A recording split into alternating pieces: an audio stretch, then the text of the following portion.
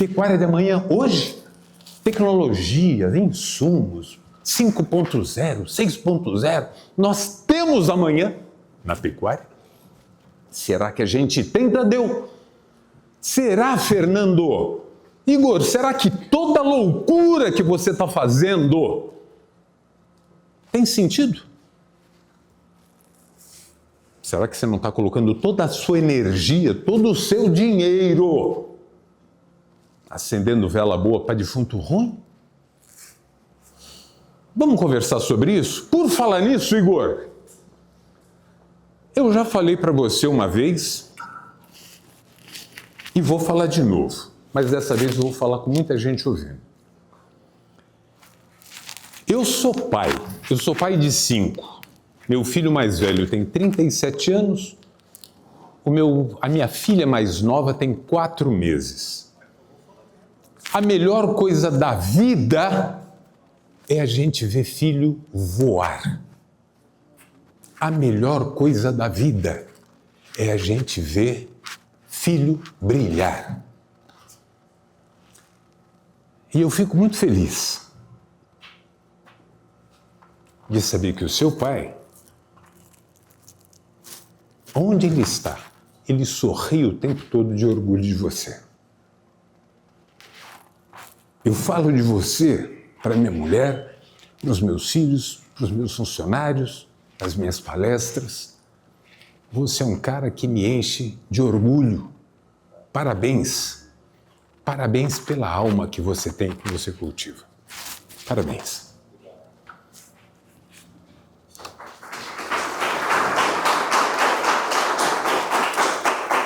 Pessoal, 30 anos de estudo da pecuária.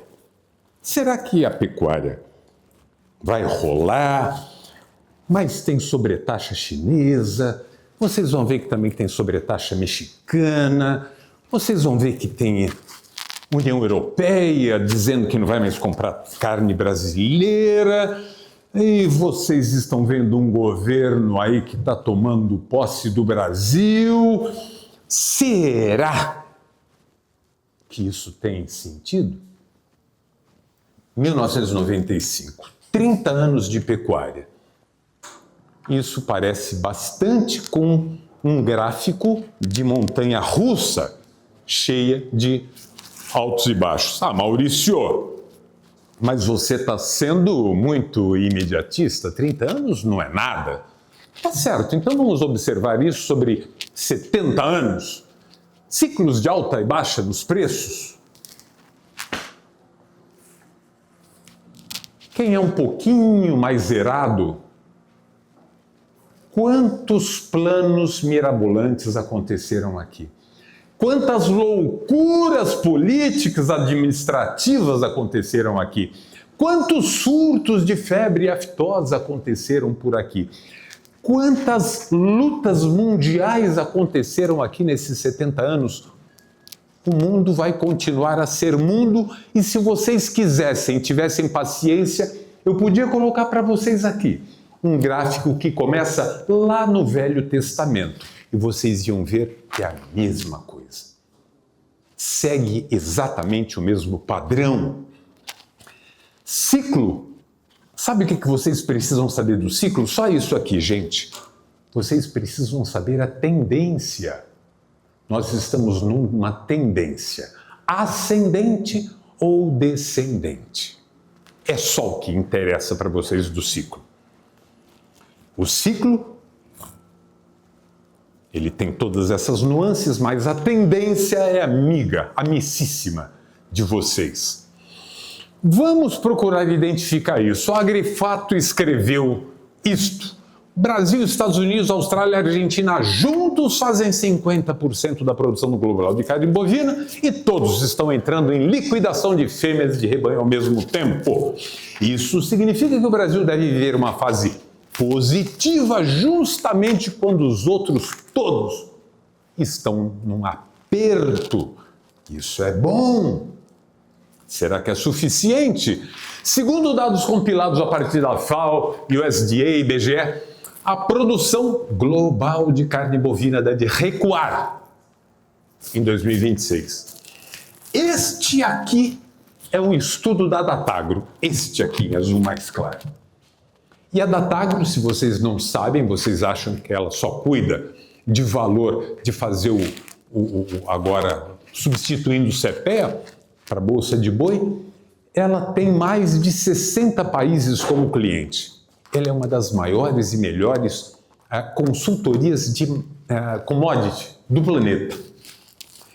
E esse estudo dela deixa bem claro que nos últimos 6 anos, há uma paralisação, na verdade, há uma diminuição de produção de bezerros. Ao mesmo tempo que se diminui a produção de bezerros, aumenta a produção e o consumo. Opa, espera um pouquinho, Maurício, você está falando bobagem. Para um pouquinho. Como é que pode haver uma diminuição na produção de bezerros e aumentar a produção de carne? Não pode acontecer isso. Deve estar errado, né, Henrique? Não, sabe por que está aumentando a produção e diminuindo a produção de bezerro? Porque estão sendo abatidos os rebanhos. Os rebanhos estão encolhendo. Os pecuaristas do mundo estão metendo a mão no rebanho e os rebanhos do planeta estão encolhendo. Ok? Isto é real. É uma liquidação dos estoques de gado do mundo. Do mundo. Só a nossa irmã Argentina, aqui 3.300.000 cabeças a menos no rebanho dela. Para nós não é muito, mas para eles é demais. Muito bem, nós temos essa situação dos rebanhos mundiais e aí nós temos um presidente em julho do ano passado que diz que vai penalizar o Brasil. Eu estava fazendo uma palestra lá na Acrimate, em Cuiabá, quando estourou essa bomba, vieram me entrevistar. Maurício, agora a pecuária acaba. Não acaba? Eu falei, não. Não acaba. Sabe por quê? Porque existe, neste ano 2025, um saldo negativo entre a produção e o consumo americano de 986 mil toneladas. Mais de 6 mil empresas americanas vivem da carne brasileira exportada para lá. O americano, a carne que o americano come, almôndega e hambúrguer, depende da carne brasileira magra para fazer o blend com a gordura que sobra dos confinamentos americanos. É tudo confinado. Se o Trump teimar com isso, vai dar ruim para o americano, não é para o brasileiro. E dito e feito, está aí a exportação crescente. E só para avisar vocês, esse saldo negativo de 2026, que estava projetado em 1.350.000 toneladas, ele já é hoje 1.500.000 toneladas. O déficit é americano. O Trump não penalizou agora, com essa segunda taxação que acontece agora, não taxou a carne bovina, não é porque ele ama a gente. É porque ele ama mais os eleitores dele. E eles precisam da carne brasileira. Mas aí vamos ver no que vocês acreditam sobre essa questão chinesa. Quanto isso vai penalizar a nossa pecuária? O déficit chinês, ele é de 3.730.000 toneladas. O americano, vocês viram que o ano passado era 986 mil, este ano já está em 1,5 milhão, e ali você está com mais do que o dobro do déficit americano, com um detalhe.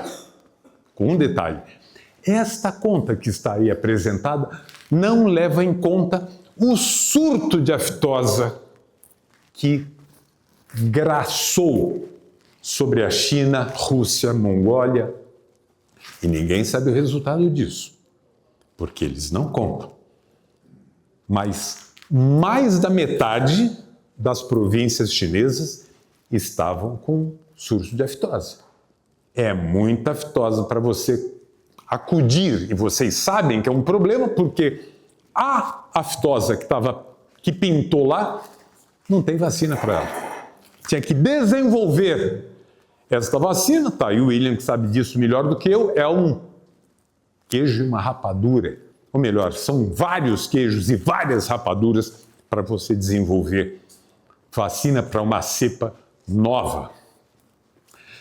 Aí, não feliz por essa iniciativa americana e chinesa de penalizar o brasileiro, eis que o México diz: eu vou também entrar nessa de gaiato, também vou fazer populismo com a minha turma, também vou estabelecer uma cota extra contra a carne bovina brasileira, mais 20% na carne bovina e mais 16% na suína.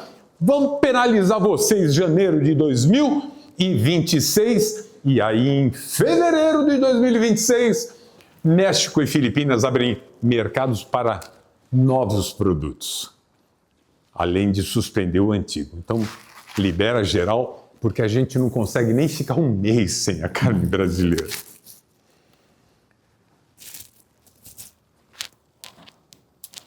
O segundo lugar em exportação no planeta é a Austrália. A metade do Brasil. A metade. O segundo é a Austrália, a metade do Brasil. Sabe por que a Austrália só exporta a metade do que exporta o Brasil? Sabe, Guilherme? Sabe por que eles exportam a metade? Porque eles não têm mais nem 1 quilo de carne para exportar. Senão eles exportavam, não tem. Não tem de onde tirar. Eles exportam o máximo que podem. O mundo inteiro, Colômbia, Bolívia, expande. Mas expande quanto? Qual é o N de Bolívia, de Colômbia? É muito pouco. O Brasil, este sim tem a condição de acudir o mundo, ou melhor, teria condição de acudir o mundo se não fosse pela guerra. Agora deu ruim, hein? Aí a ABIEC, aparece o presidente da ABIEC e, cheio de razão, pompa e circunstância, ele anuncia: esse conflito ele pode afetar em até 40% da exportação de carne. No mesmo dia dessa declaração, eu fiz essa continha. 7%. Não 40%, como ele diz. Mas ele é pago para dizer isso. Ele é pago para desestruturar a pecuária para ver se ele consegue abaixar os valores. Ele está fazendo o jogo dele. Ele recebe para isso. Ele não vai fazer absolutamente nada que vai fazer com que a arroba suba, gente. Ele está fazendo o papel dele. Vocês acreditem se quiser. Isto foi o que ele disse, 40%. Isso é o que ele disse para nós, o que ele disse de público, para as mídias, para quem eles pagam. E isto é o que ele apresentou na comunicação interna. E na comunicação interna, veja que interessante, o valor que ele apresenta para os associados da ABIEC é 2,35 de impacto. Para nós, 40%. Para os frigoríficos exportadores, 2,35. Então, essa é a nossa realidade. Ah, eles são mauzinhos e nós somos bonzinhos. Eles estão jogando o jogo deles, para os interesses deles.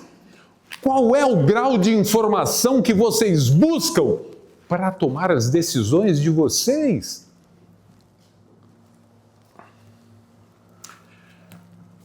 Exportação de gado vivo dispara em 2026, alta de 111% em relação a 2025. E detalhe, todos os países importadores, todos estão justamente lá no coração do Golfo, no meio, no coração da guerra.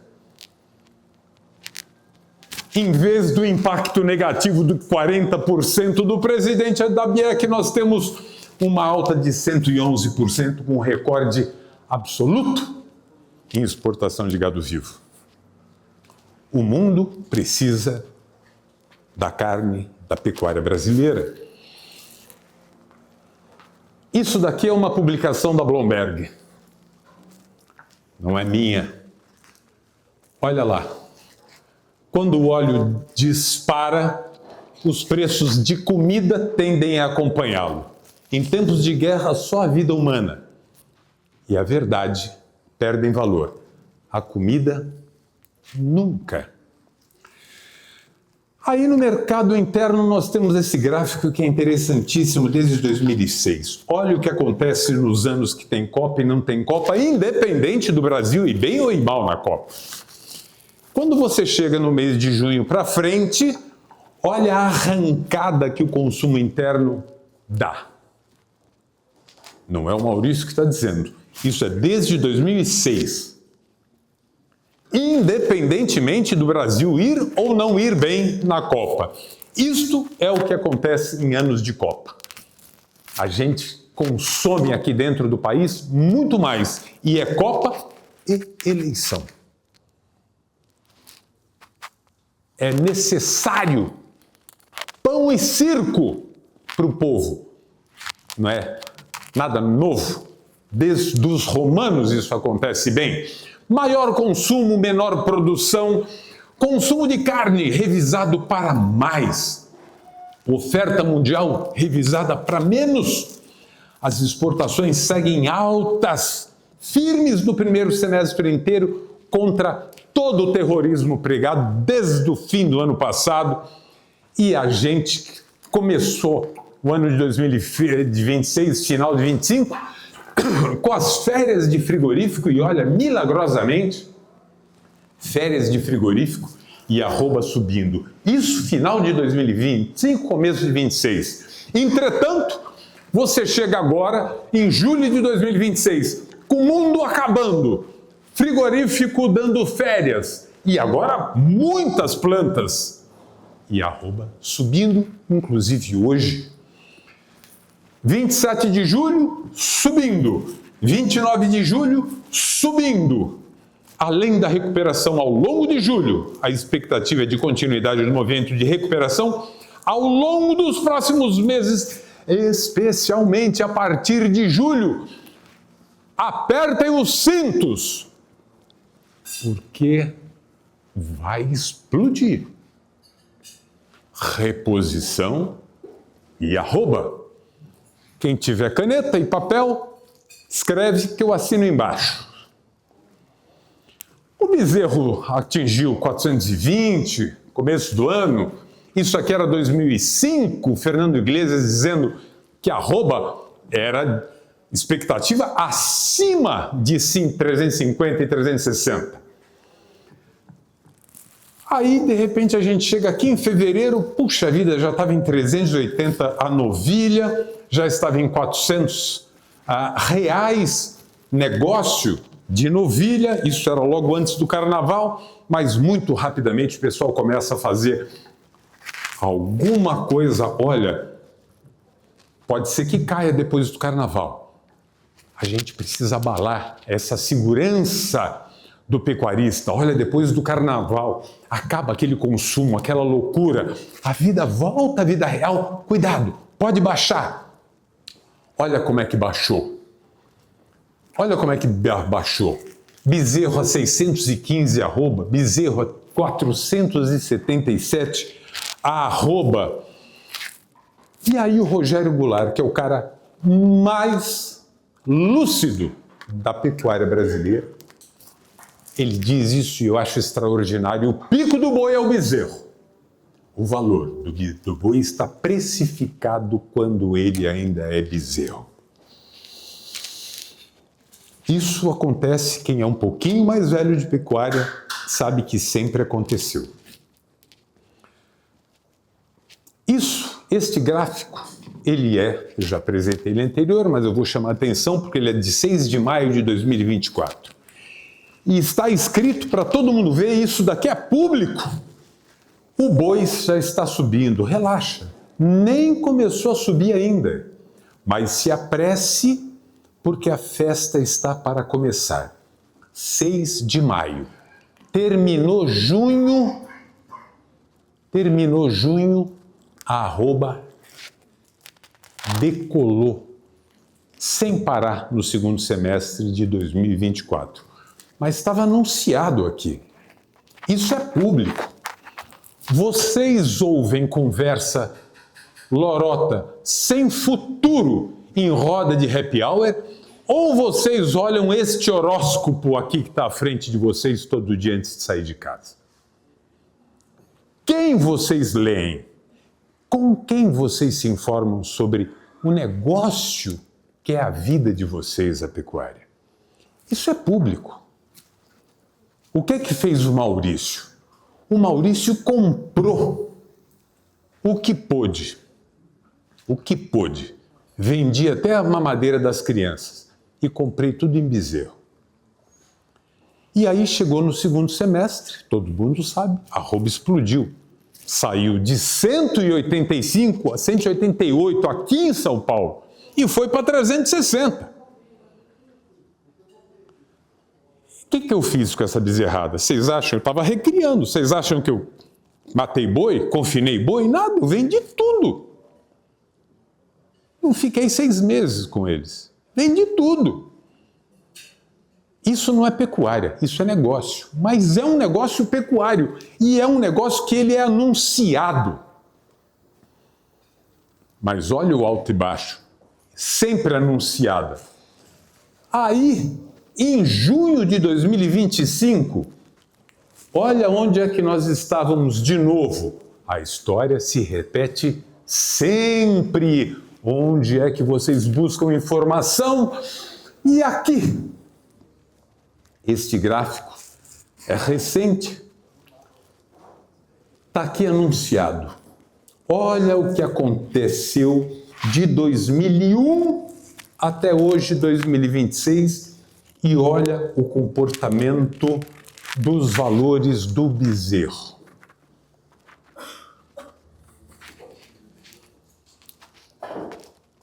É de graça.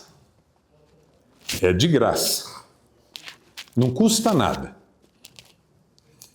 Você acredita em quem você quiser, a decisão é sua, intransferível. Mas presta atenção, porque a história ela é implacável, ela se repete.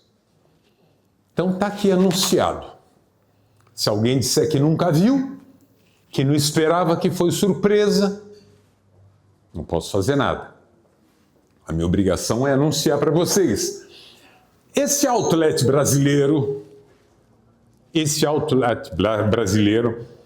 é quem faz com que nós sejamos uma unanimidade mundial. E incomodamos $68 a carne brasileira em comparação com 147 da carne chinesa. Será que eles compram da gente porque eles nos acham bonitos? Não. Puxa vida, fim da cota chinesa. Puxa vida. Mais do que o dobro o valor da arroba chinesa da nossa. O embaixador chinês, agora, recente, dia 16 de junho, conversando com o nosso secretário, com o nosso ministro da Agricultura. Olha, a gente precisa conversar sério, porque a parceria China-Brasil precisa continuar e ser incrementada. Sabe por quê? Porque hoje nós temos uma classe média chinesa com poder de consumo chegando nos 400 milhões de pessoas. Mas o nosso estudo diz que agora, em 2032, sabe quando é 2032? Wilson, 2032 é amanhã. Seremos 700 milhões de chineses. De 400 hoje para 700 amanhã. É um Brasil e meio de gente com poder aquisitivo. A mais, fora o resto do planeta. Vocês acham de fato que frente a isso, a China vai dispensar a carne mais barata do planeta, com garantia de segurança alimentar, que cada dia com mais saudabilidade, sabor? Nós vendemos no ano passado para 177 países. Desejamos incorporar nesse ano mais 14, já incorporamos 6, já estamos em 181 países. Sabe quem consegue vender isso no planeta? Estados Unidos? Não. Austrália? Não. Argentina? Não. Paraguai? Não. Canadá? Não. Não. Só nós. Só nós é que temos carne para todo tipo de cliente, para todo tipo de necessidade. 181 países já é realidade. Estamos em vias de incorporar mais alguns. Por isso, prestem atenção a isso. Vejam bem o que vocês se preocupam, o tamanho do que vocês se preocupam e a realidade do que merece a preocupação de vocês.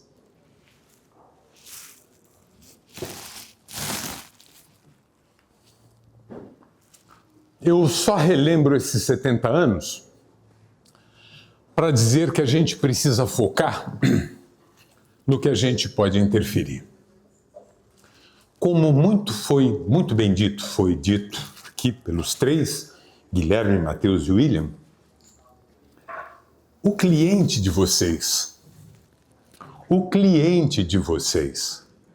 o comprador, o cara, não é o cara de pista, não é o cara que está mandando o touro para cá, não.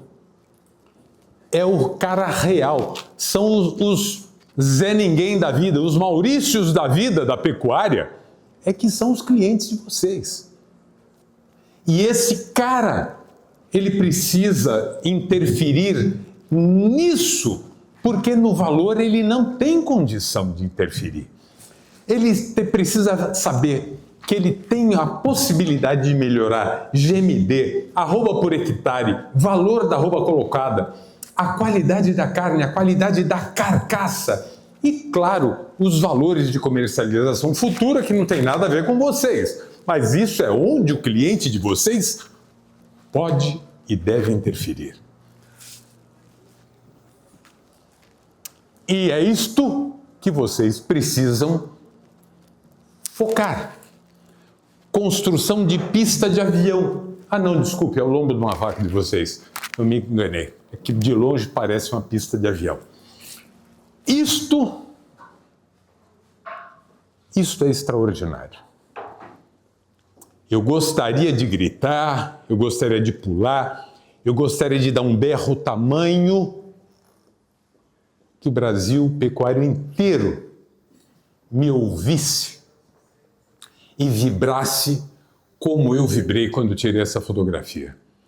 Eu tive vontade de beijar, eu tive vontade de abraçar, eu tive vontade de lamber esse boi, essa vaca. Porque é isso que vai resolver isso aqui. E vocês estão fazendo isso. Só que isso precisa chegar no cliente. precisa chegar em quem faz a pecuária real deste país. O Maurício, repito, é um Zé Ninguém anônimo, como milhões desse Brasil, que precisam saber do que está acontecendo na raça. Eu vou buscar genética. Acreditem que eu vou buscar genética. Eu vou buscar a melhor entrega. Isso é meu, isso é produção minha. A qualidade está escancarada. Mas eu vou mostrar para vocês que eu tenho a consciência que genética, apesar de ser insubstituível e incomparável, não tem nada a ver com a varinha da Hermione lá do Harry Potter. É diferente, é bem mais complexa, é bem mais difícil, mas é preciso que vocês saibam disso.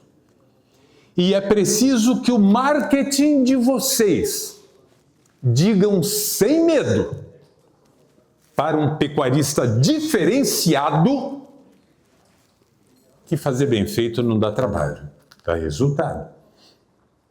Não se iludam. Não comercializem nem sêmen, nem embrião, nem touros do que vocês estão fazendo aqui como se fosse qualquer raça. Ela entrega mais, mas ela exige mais do pecuarista. Ela exige mais capricho. Ela não exige mais dinheiro. Ela exige mais capricho. Você quer ter resultado diferente? Você quer um resultado diferente? Você não vai conseguir fazendo igual. Você tem um maquinão na mão. Mas você precisa ser mais caprichosa. O seu cliente, o Zé Ninguém, igual o Maurício, precisa ser mais caprichoso. E você vai anunciar sem medo. Isso é genética para quem de fato quer ganhar dinheiro. Não para quem quer enrolar. É para quem quer ganhar dinheiro. Isso também são meus animais. Isto é um dos retiros. E isto é o meu resultado de recria em pasto melhorado. São 9 arrobas a pasto, R$ 97,00 arroba colocada. Vocês acham que quando a arroba veio para 185, vocês acham que eu chorei? É claro que eu chorei. Mas eu não perdi dinheiro. Eu não deixei de ganhar dinheiro. Mas é claro que eu chorei, porque eu queria que ela fosse para 1.000. Mas eu e o cliente, eu sou o cliente. E com uma máquina aí eu vou mostrar, eu vou esfregar na cara de vocês o que é a genética de vocês.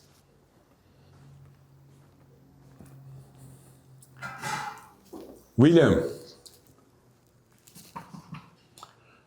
Matheus, Guilherme, tudo que vocês mostraram, tudo que vocês anunciaram, o mercado que vocês têm pela frente, não sou eu, é o Pelé que chamava atenção. Prestem atenção, pelo amor de Deus, e vejam onde esta bola da pecuária vai estar. Agora, rápido. Nós estamos às vésperas num ciclo pecuário que nunca aconteceu, nem no Brasil, nem no mundo. Super favorável. Não fiquem presos ao dia de hoje. Enxerguem algum tempo adiante e aproveitem esse potencial desse alinhamento das estrelas. Vão e cumpram esse destino de vocês. Vocês conseguem enxergar os números da balança? Isso é desmama de Bramanel. Vocês conseguem ver os números daqui? Conseguem? Se não conseguir, eu vou dizer 363, 348, 329, 311, 355, 356, 307, 329, 358, 318, 327, 343, 339, 408. Isso é desmama de Bramanel. Isso não é ficção científica, isso não é IA, isso é VR, vida real, pecuária real. Isso é o que vocês produzem, isso é o impacto que vocês podem e devem causar na pecuária dos clientes de vocês. Mas eles precisam saber disso. E eles precisam saber que isto exige mais capricho. Uma vaca que foi largada de qualquer jeito, sem ser conveniente nutrida, ela não vai produzir bezerros que desmamam assim. E vocês precisam ter a coragem de dizer: você quer isso, pecuarista? Você quer isso, meu cliente? Você vai precisar ser diferente. Você tem que ser caprichoso. Você vai ter que adquirir o direito de colher essa fruta. Quem quiser chorar, fique à vontade, tá? Vocês podem chorar porque é de fato emotivo. Peso médio de desmama 370 quilos.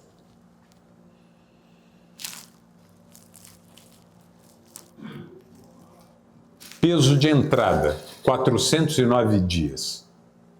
409 quilos. Dias, 156.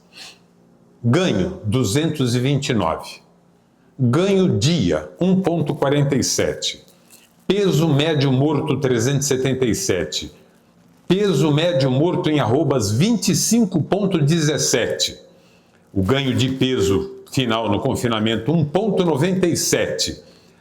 A média da idade desses animais mortos, 18,09 meses.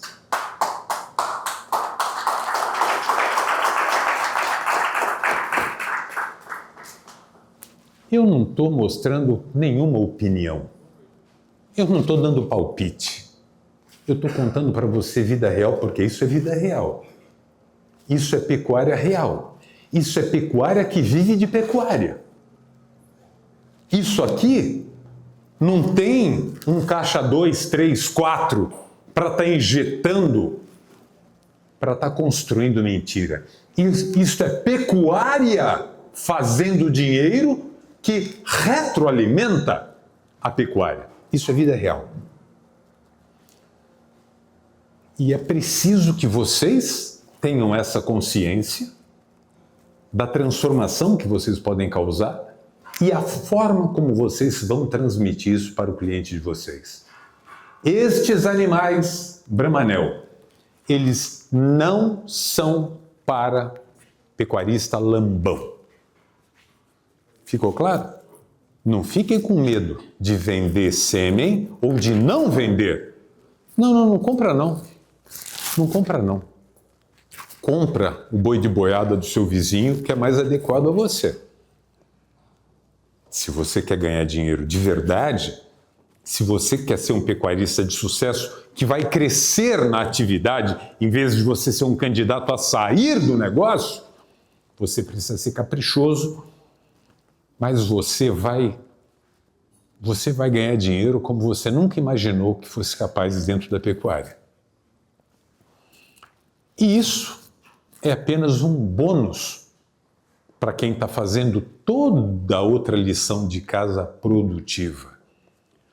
Além de você ganhar barbaridade em termos de eficiência, você é capaz de ganhar isso, porque isso daqui é carne de zebu, gente. Tá? Isso é carne de zebu.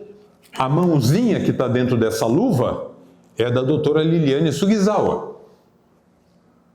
E eu vou contar uma coisa para vocês que é importante que vocês saibam, e é mais importante ainda que o cliente de vocês saibam quando a gente fala de marmoreio. Da cabeça de todo mundo vem que marmoreio é maciez. É maciez. E daí? Quem é que te paga mais por maciez? Mas prestem bem atenção. Isto aqui, a vaca que possui isto aqui, marmoreio 3, marmoreio 4, marmoreio 5. Esta vaca, ela produz o melhor leite do planeta.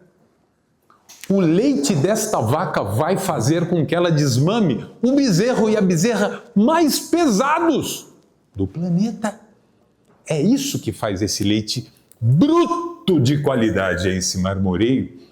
É esse marmoreio que faz a manutenção do score dela ser mais equilibrado. É esse marmoreio que faz com que essa vaca ela tenha uma recuperação de score extraordinário e esteja pronta no momento da estação de monta com mais facilidade do que as outras. Marmoreio é uma característica de sobrevivência, de produtividade extraordinária. Maciez de carne é um bônus que você ganha por ter feito a lição de casa direito. Melhorar é mudar, agora ser perfeito é mudar sempre. William acabou de dizer aqui, é um processo sem fim, a melhora. Quantos anos será que eu conheço você, William? E você continua melhorando? Mesmo você sendo um dos profissionais mais brilhantes que a gente tem no Brasil, mais reconhecidos que a gente tem no Brasil, com a postura mais íntegra e ética que eu conheço dentro desse nosso Brasil, e você continua se esforçando a melhorar cada dia e a levar verdade. Verdade. Para cada pecuarista, doa a quem doer. Você tem de mim, sempre teve e continua tendo, toda admiração. Merece o reconhecimento? E eu peço para todos vocês uma merecidíssima salva de palmas para o William. Ele merece, de verdade. É isso que a gente quer. A gente quer homogeneidade, de qualidade. A gente quer tudo igual, mas com a régua lá em cima. Média? Média? Que conversa é essa de média? Vai dizer que na média a gente come 39 quilos de carne por ano, brasileiro? Eu e o Ed? Mentira, que média é essa? O Ed come 150 e eu como 20. Que média é essa?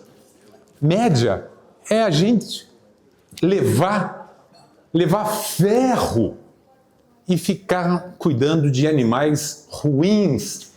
Produzir material genético é a obrigação de vocês, é o trabalho de vocês, é a ciência de vocês, é o ofício de vocês. E fazer com que ela se manifeste, essa genética, é o trabalho do cliente. Cadê o Henrique? Henrique, eu não precisaria trazer essa palestra, porque você fez, resumidamente, muito bem feita, exatamente esse anúncio. A manifestação da genética, inclusive dentro da fazenda de vocês.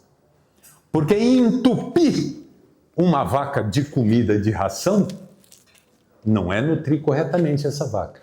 Não é explorar o potencial dela, não. Vocês podem estar estragando o processo reprodutivo dela. A manifestação é necessária e tudo isso tem por objetivo apenas servir a genética, manifestar a genética. E esse é o trabalho do cliente de vocês, também é o de vocês, mas é o do cliente de vocês, porque a genética que vocês estão construindo não é vara de condão. Vocês conhecem isso?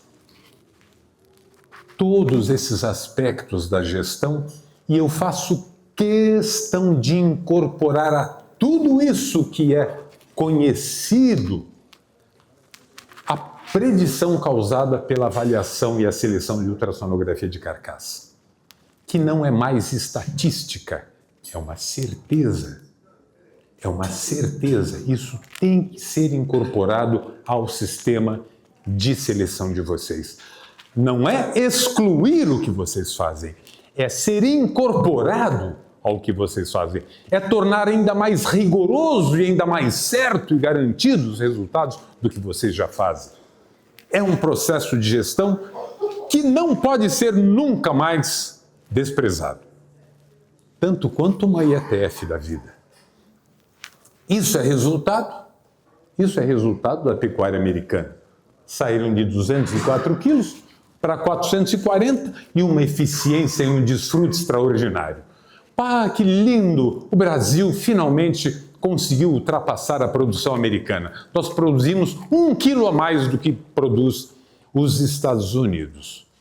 Porém, com um rebanho 2,5 vezes maior. Nosso desfrute é 2,5 vezes menor do que os Estados Unidos. A gente precisa crescer em eficiência. A gente precisa ganhar em quantidade, mas em precocidade, conversão, rendimento, qualidade, rendimento de carcaça para nós, rendimento industrial para a indústria, homogeneidade dos cortes, todos. Todo mundo precisa ganhar. Todo mundo precisa ganhar. Isso é outro aspecto. Mão de obra. Ah, temos um problema de mão de obra? Não. O problema que a gente tem hoje é porque a gente não visualizou lá atrás, quando sobrava funcionário e a gente podia trocar 3 por dia. A conta chega. O boleto da nossa omissão de um dia, dos nossos pais ou de quem quer que seja, ela chega. Isso somos nós que temos que resolver. Este jovem aqui que está ao meu lado, de 70 anos, é o cara mais entusiasmado de aprendizado que tem. Eu ensino qualquer um. De 7 a 70 com a mesma alegria, com a mesma disposição. E é incrível como a gente consegue despertar nas pessoas o melhor, quando nós também estamos dando o nosso melhor. Nutrição, como foi muito bem dito aqui, se não me engano, pelo Matheus, facilmente chega a 90%. Se der uma errada, errou tudo. O Tadeu estava me contando agora o rigor daquele pessoal da Savenhago, supermercado Savenhago, são clientes dele, do Tadeu aqui da Matsuda, do rigor que eles têm sobre essa questão nutricional. Eles compram muito, mas é incrível a acurácia deles sobre a nutrição de cada classe animal, respeitando a estratégia, a história que cada uma dessas classes animais deverá cumprir. Dentro da fazenda, isso nós precisamos fazer, e os nossos clientes também. E LP, onde dá para fazer, tem que fazer. Isso daqui é numa das minhas fazendas. Terrinha, que quando eu comprei era uma terrinha safada que mal dava andropólogo. Mas está aí. Está aí, foi trabalhada. Ah, mas Maurício, é porque o seu pai é dono de poço de petróleo? Nunca foi. E isso aqui é dinheiro que foi tirado daí na marra para construir perfil de solo, para fazer a coisa certa, com capricho, com presença, com esforço. E é assim que a gente consegue resultados diferentes. Isso daqui eu vou mostrar para vocês logo à frente como é que foi conseguido. Aí também é uma área super produtiva que a gente tem hoje lá. Está lá, olha lá, automotriz fazendo ciro. Esses dias me colocaram na capa de uma capa de revista, eu sentado em cima de um monte de rolo de feno, Maurício, o visionário da pecuária. Eu olhei aquilo, olhei para minha mulher e eu falei, mas dá até vergonha. Sabe por que, Wilson? Porque eles não podiam ter escrito isso. Eu vou falar o que eles deviam ter escrito lá.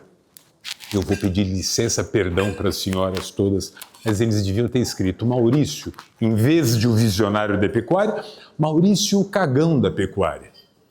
Porque tudo isso é por medo, pavor, paura do meu gado não ter comida o ano inteiro. Não tem nada a ver com ser visionário, eu só é medroso no duro. Então essa agricultura de pasto, longevidade, foi citado pelo William, foi citado pelo Mateus, foi citado pelo Henrique, foi citado pelo Guilherme. Não pode faltar. Tem que ter o tempo todo a lavoura de pasto. Tem que ser lavoura. Tem que ter capricho, eu repito. Tem que ter capricho. Tem que ter capricho. Tem que se esforçar para buscar o melhor resultado. Mas a grande sacada não é só a formação e o plantio, é a colheita. Nós somos tremendamente falhos em colheita. A Nova Zelândia consegue colher mais de 90% do que é produzido de forragem. Nós, na média, conseguimos perder 60% do que é produzido. A gente tem muito que avançar em colheita de pasto. A gente precisa caminhar, pelo menos sabendo que existem formas mais positivas, mais produtivas de colheita. E não à toa a TIP cresce muito mais do que o confinamento convencional. Muito mais. Nós já somos hoje, isso daqui já subiu. Isso daqui já está em quase 11 milhões. A TIP, já ultrapassamos o confinamento convencional. E vocês todos sabem que para que haja uma TIP, é preciso que haja uma RIP. E para haver uma RIP, que é a recria intensiva, você precisa ter uma cria, finalmente, uma cria intensiva, responsável e consequente, mais rentável. Será que o seu gado vai comer bem na seca? Será que o seu gado vai comer bem nas águas? 30 de outubro de 2024, sou eu que estou sentado nesse trator, roçando porque tinha essas varas de milheto, resíduo da seca, e eu detesto pensar que vai ter comida, que o gado vai perder tempo selecionando com a língua. Meti a roçadeira e fizemos cobertura. 330 quilos de sulfato nesse dia. Eu passei a noite toda fazendo isso, um pedaço da manhã, e aí o pessoal veio com a cobertura. 330 quilos, 30 de outubro, 30 de novembro, e eu estou de pé. Tá? Eu estou de pé. 30 de outubro a 30 de novembro. 30 dias, esta foi a resposta desse capim. E este 27 de dezembro, 57 dias, esta é a resposta. Eu estou montado num cavalo do meu filho, que é um cavalo cruzado, quarto de milha com um crioulo, é um bruta de um cavalo. Só para não haver dúvidas, eu sou do lado direito. Aí a gente colheu 42 toneladas no primeiro corte, 38 toneladas no segundo corte. Essas 38 toneladas de segundo corte foi causada porque nós tivemos lá em Goiás, nesse ano, o mês de março mais seco desde 1986. Para ser exato, choveu 4 milímetros na fazenda nesse mês de março. 38 toneladas foi o resultado. Isso nos deu 80 toneladas por cada hectare de comida espetacular. O que eu quero dizer para vocês é que vocês precisam colher forragem e não perder forragem de espécie alguma. Manejo, o gado não pode ter medo de vocês, o manejo precisa ser tranquilo. Eu não peso o gado, porque o gado estressa. Se o gado está estressado porque está indo ao curral, é porque vocês estão fazendo tudo errado. O gado tem que ir ao curral, o gado tem que ir à balança, feliz da vida, pulando saltitante. Se não está fazendo isso, é porque vocês estão fazendo errado e precisa ser corrigido. Balança é para ser usada, não é para ser puleiro de galinha e nem paridor de cachorra. É para ser usado sempre e muito. E claro, poder devolver à terra aquilo que é da terra. Às vezes o tratorista erra ou, de propósito, acerta. Até hoje eu não sei bem. Eu só sei que eu tive que dormir uma semana longe da minha mulher porque esse cheiro, essa caatinga não saía. Pecuária, gente, é esforço produtivo, mas ela é timing. Não adianta vocês saberem fazer a coisa certa, que foi dito aqui, vocês têm que fazer a coisa certa, mas tem que fazer na hora certa. Esse saber fazer, quando fazer e fazer, é que é a fórmula para o sucesso.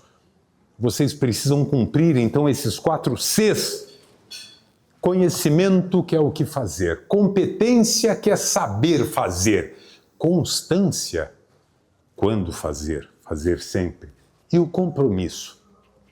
Fazer. Não tem festa, não tem batizar, não tem dia santo, não tem viagem para a Europa, para a praia, para o raio que o parta, para a pescaria. É para fazer.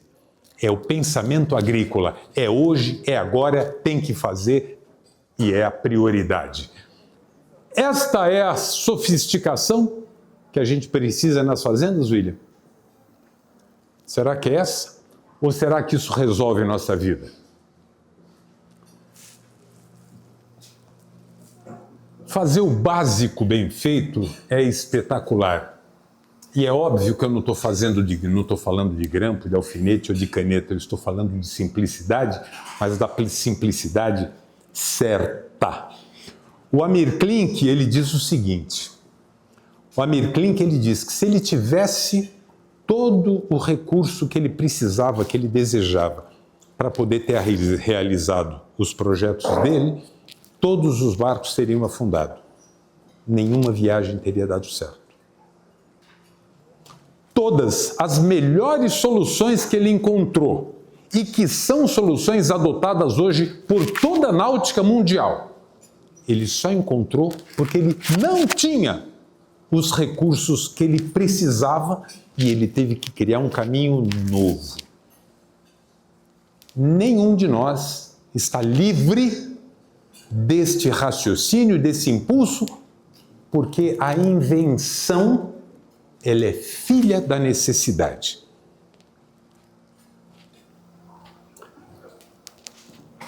Isso daqui foi um show. Pecuária, chega de errar. Chega de errar.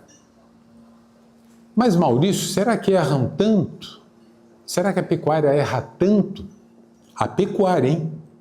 Eu não estou falando mais dos pecuaristas anônimos, eu estou falando de todos, inclusive dos selecionadores que não são acima do bem e do mal. Mais de 5 milhões! Mais de 5 milhões de visualizações. Mas será porque o quê? Será, Wilson, que é porque eu tenho os olhos azuis lindos que o pessoal assistiu? Ou porque o pessoal se identificou? Será que é uma realidade do ser humano, Naomi? O Zé Mujica foi presidente lá do Uruguai. Eu adoro isso aqui. Eu conheço o bicho humano. É o único animal que tropeça 20 vezes ou mais na mesma pedra. O burro não faz isso. O burro não faz isso, mas o bicho gente, ele repete o mesmo erro. O Zé Vasconcelos, lembra? Humorista brasileiro?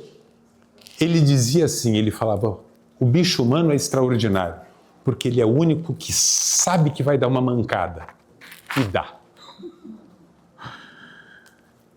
E é isso que a gente faz e é isso que a gente não pode fazer, e isso é uma decisão que a gente toma.